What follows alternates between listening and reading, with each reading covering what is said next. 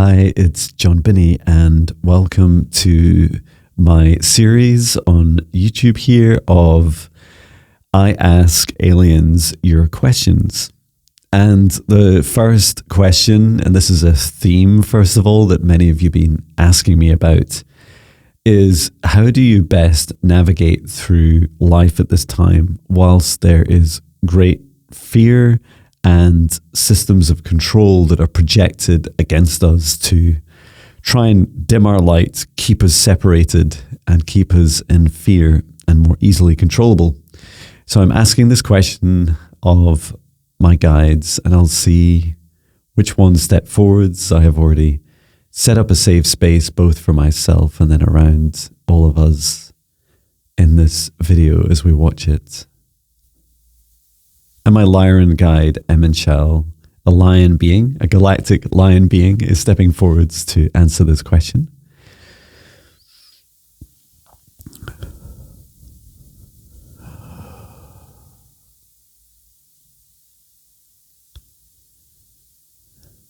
The only being that gets to choose how you feel in your heart is you. And this is why there are many outside of you who choose to try and influence this. It is not just because they want to influence you and to simply place an emotion within your heart. It is also because you have a very powerful heart.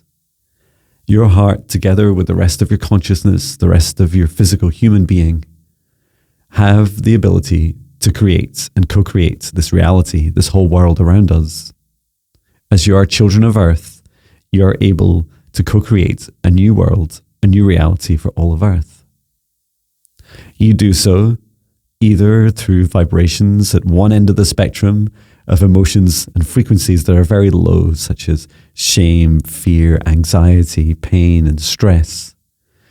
Or you may reach up, if you choose, to higher vibrations, to love, unconditional love, unity, consciousness that works together and creates much joy and happiness. And in every single present moment, yes, regardless of what others have done to you or are trying to do to you right now, or even trying to do to your loved ones or those around you, you get to choose in this single present moment how you feel. And to help show you and feel how to feel this, I bring your attention to your heart right now. Please, if you'd like to choose to place your left hand on your heart, allow yourself to bring your awareness to the very center of your heart and your heart chakra, feeling that golden divine spark, the source of love of this universe, uniquely within each of us. And say, after you take a deep breath in through the nose and out through the mouth, nice and loud, repeat these words after me. I choose what I feel within my heart at this time.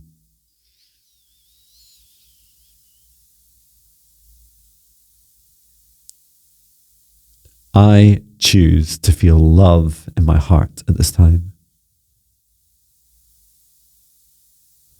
I release any fear, shame, anxiety, or pain at this time. I return it to the earth, or I return to source, or return this energy to never return here again. And for each of your lights of your hearts that shine across this planet, know that there are millions and millions of you, and now into billions of you, going through your awakening journeys. Some are in their pre-awakening stages of learning their truths. Some are in the actual awakening stage of their hearts, beginning to open like a lotus flower, like a rainbow beginning to spread, becoming aware that it is you that is responsible, that needs to take ownership and accountability of all of the free will choices you make in every single present moment of your heart. that you get to choose whether it's love or whether it's fear or any other frequency of emotion. You get to choose in every single present moment what emotion you hold. And so as you do this and you cast your eye, your mind and your heart, you scan across this whole planet, see that the more of us that choose this feeling of love within us, the less that we tolerate the fear projected upon us, the more we break through the systems of control, the more actions we take with our thoughts, feelings, and physical actions to be able to step into reality that is propagating and supporting and cultivating love from within each of us to each other. We step out of division and fear and into unity and love. And I leave you with this thought because this is important for each of you to know that you create your reality, and so you get to choose what you create within it. And I'd like to thank my Lyran guide, Em and Shell, for that beautiful experience and practice. And I hope you enjoy it also. And I have some questions here from Salsa Girl, who I would like to answer. And Salsa Girl says, "Thank you, John and guides. I'm grateful for the patience with all of my questions, and it's an honor to answer your questions. Your first question is, can medications interfere with connecting with spirit guides and or ascension?" And so I will ask this question, and I'm aware of my mantis guide, Marita, but also who's stepping forward more strongly is my spirit guide, Maya, who is an elemental and galactic being. And I'd like to ask this question of her. So she'd like to, first of all, talk about these are drugs and other substances that are consumed with the intention of medication. And she's first showing me that when we receive a medication, for example, if it was a pill, now they can come in any different form, any different shape and form. She's saying if we receive it and set the intention for how it's going to help us, then when we consume this, then we're consuming that intention. That intention could be placed on anything that we consume, whether it's energetic, or for example, if we place that feeling into some water or even coffee and then consumed it, we would consume that intention. Consuming the intentions of healing is very powerful for us. And she says that, remember in many of our modern Western clinical trials that, and our research, is that the placebo effect is often used as a baseline. However, the placebo effect very often contains, even through our medical science, very magical experiences, and that many people are often healed through the placebo effect. And modern science is beginning to understand that more and more, that the belief system of people, their knowledge, their cultivation of their own intention and consumption of their own intention to heal, whether they directly believe that placebo will help them or indirectly just through the action of consuming it, that this also helps the human body. And there is also another aspect, and this is the creator of the placebo or the medication themselves, the intentions that other people and machines and tools are creating this medication with. This is also consumed by you. So if their intention is to help heal you, then this will also be consumed by you. Just like you listen to a song from myself, John, or you consume food and the animal itself has been very happy when it was living, or the plant was happy when it was living, and then you consume this energy. This is all important to understand in the consumption.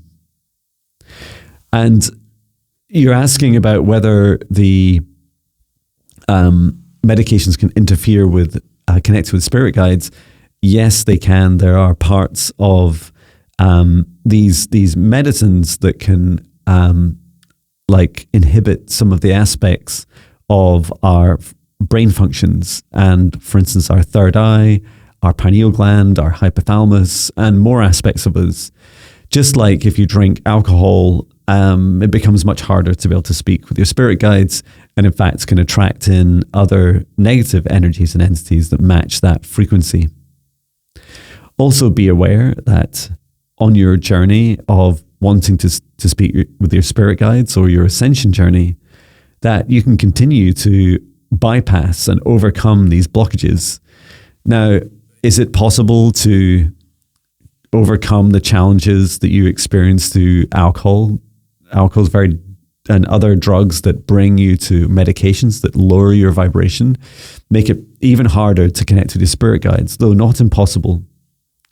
Also be aware that as you continue to practice, and that your body will change to be able to cope with the whatever substance you put into it, that you may be able to, over time, and this may take you much longer, to evolve your physical being to be able to support the overcoming or the bypassing of the effects of a medication or what you're consuming.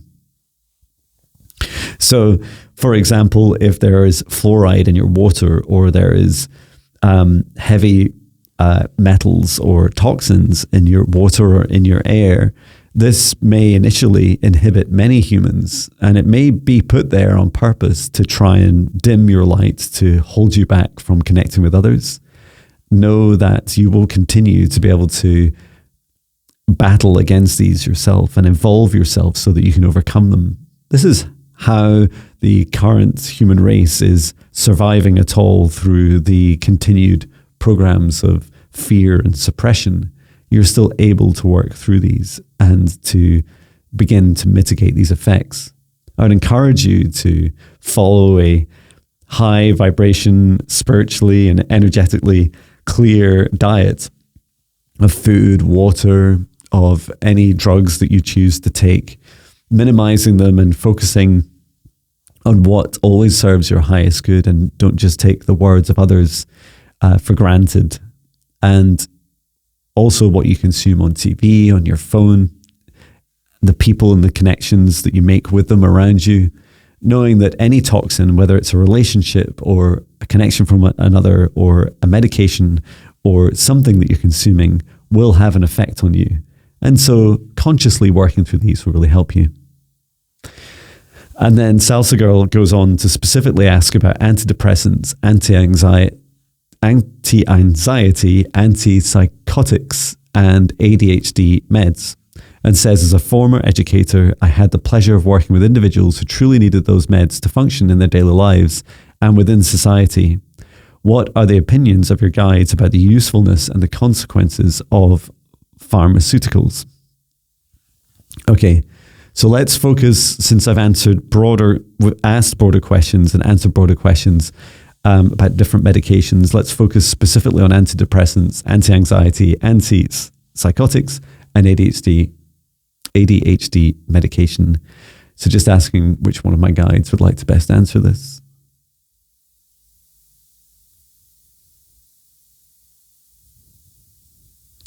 And so I don't know if she's introduced herself to us before, but my reptilian guide, Lucy or Lucine, has stepped forwards to assist. And the first thing that she's showing is that the reason she stepped forwards is because the reptilians that she's part of, her galactic race, feel that they have this role or categorization of different reptilians, and they celebrate these different roles. And you might have seen some of these in some movies or even in different cultures, where for example, they'll have a warrior, so the role of the warrior, and these are specific behavioral traits that are strongest and fit more towards the warrior-like behaviors that you might expect within a human also. And that these categorizations also extend out to those that are artists, that those are healers. So just like a bit like we have job titles, or we have different roles in our society, they also have this within the reptilian race. the reptilians feel that it's not just your chosen behaviors at that time, but there are also physical and metaphysical alignments with these roles. So in other words, it's a bit like you were born to be, or have, like John has changed his career. It's like you shift into different roles, and that you are physically, physiologically, and mentally and emotionally aligned with these different categories, these different roles, depending on your current state of all these aspects of you. And as part of that, they also consider, and they have, just touching on ADHD, for example, they feel that these traits that exist within reptilians are very powerful alignment with some of their different roles that they hold. And now whilst this is different for humans, and even our definition of ADHD is really quite different to reptilians. What my guide Lucy is saying is that these superpowers that are suited for these specific roles are not treated. So they do not give them medication to try and make them comply or conform with others. And in that respect, to not make it any easier to be able to communicate or to assimilate or to get along with the very broad range of different beings and different personalities that exist within the reptilian culture. And so this is the reptilian view of what's going on in the human race, is that the neurodiversity of the human race is increasing. This is part of the ascension process. It's an exploration. It is in part an evolutionary exploration, and that none of these traits that we're experiencing are intended by our bodies and by our DNA to be a weakness or to be a condition that hold us back. And so, but what we're finding is that our culture in the human race, and many of our Western cultures in particular, are unable to support this increasing neurodiversity. And so instead of us being able to, the best that we can do to be able to cope with these broader ranges of neurodiversity is to focus on medication that will help people get along more easily with each other, whether they have some of these anxiety or psychotic challenges, or whether it's ADHD or whatever these different experiences, these human experiences are. And this big point that Lucine wants to make is that none of these are wrong. They're not bad. It's not bad to have these conditions. And although she's very much holding space and she has this very strong mothering, protective, and nurturing aspect of her, she says none of these aspects are wrong in humans. It's just taking us a lot of time and energy, just like it did with the reptilians, to be able to better support each other, to better understand each other, and to respect and to be able to celebrate this neurodiversity. She's also saying that every being gets free will. And so just like she's talking more about here on Earth, and I definitely agree with this, if medications such as antidepressants help you, then I'd encourage you to feel into these. Just keep consciously understanding whether this is the right thing for you. So ask your heart each day, perhaps, before you consume your medication, does this feel right for me? And if the answer is yes, then please do take it. And I'd also add that I'm not a doctor, and please take these suggestions from my spirit guides and myself as ways to help broaden your mind. But if you want to change anything about what you do, and you're considering changing any of your medication or stopping your medication in any way, please consult with your medical practitioner first and consider my advice as form of education and entertainment, and that you understand that this is simply me asking my spirit guides, and that even they aren't doctors or nurses, and the more I learn about spirit guides, the less the more I realize they have like less understanding of how us humans physically react and our increasing neurodivergence, and this affects this interaction, this interplay with our ascension, our own internal creativity and manifestation of our lives from within our hearts. So to the point of Sal Segario saying, as a former educator, I had the pleasure of working with individuals who truly needed those meds to function in daily lives and within society. Yes, these are important aspects. If they help the individual and they feel right for the individual, then follow these. In time, Lucy is saying that in time we will learn both how to cultivate and support people. For example, just 100 years ago, if I was even seen talking to a spirit guide lightly, I would have been medicated and in some sort of mental hospital or asylum. And now we are able to freely explore these expressions without fear of being, taken out from our homes or persecuted and placed into restricted places. And that encouraging that as we learn how to expand into these new areas of our consciousness, such as being able to speak to spirits, that we learn how to cultivate each other's safety and boundaries and discernment. And this is how, for example, I'm able to function in my day-to-day life, is knowing the dimension of a being when I'm talking to it. So when I'm talking to my spirit guide, Lucy, I know that she's in the 5th dimension just now, or sometimes she's able to reach down to the 4th dimension. She's not right here in the 3rd dimension. She's not right here trying to drink my coffee or touch my body or anything. And so for these experiences, I'm truly grateful. And I'd encourage anyone, if you're struggling in any way with anxiety, psychotic aspects, episodes or experiences, or you're wondering whether you're ADHD or you're trying to go through the diagnosis process yourself, I'd encourage you to reach out to a medical practitioner, your local doctor, or ask to be referred to a specialist.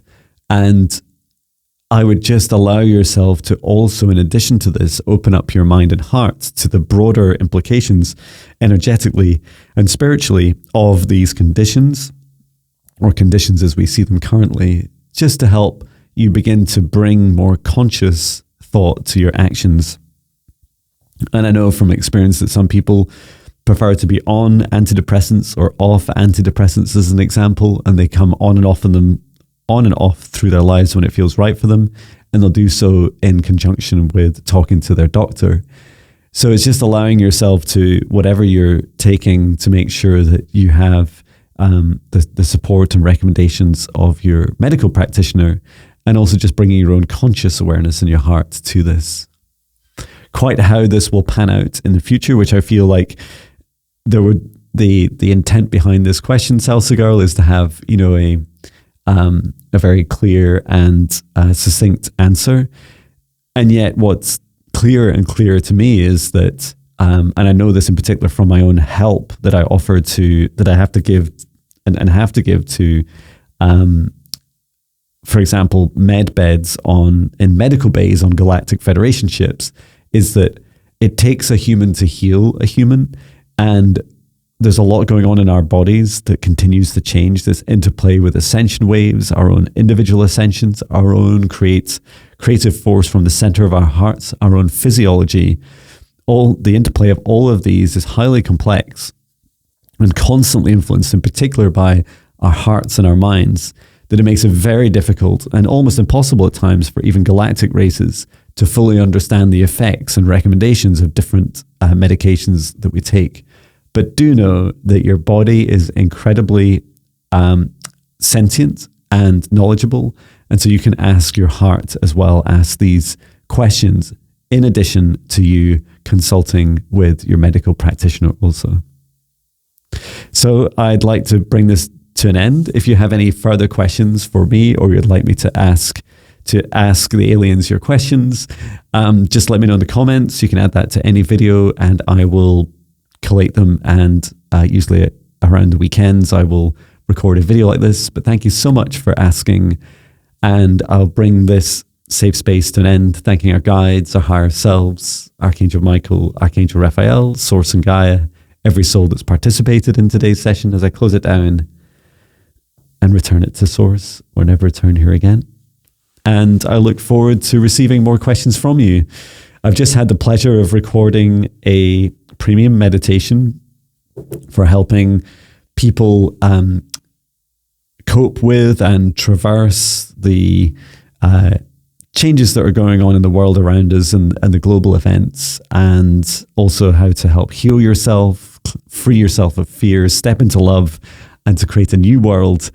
And so encouraging you to take a look at these. They're under my premium meditations on my website. And you can also access these either by buying them individually for a one-time fee, or you can sign up for my membership group, which on the day that we're releasing this video is free for the first 30 days. That offer may not exist always, but I hope this message and these messages find you well, and I'm sending so much love from Scotland. Take care.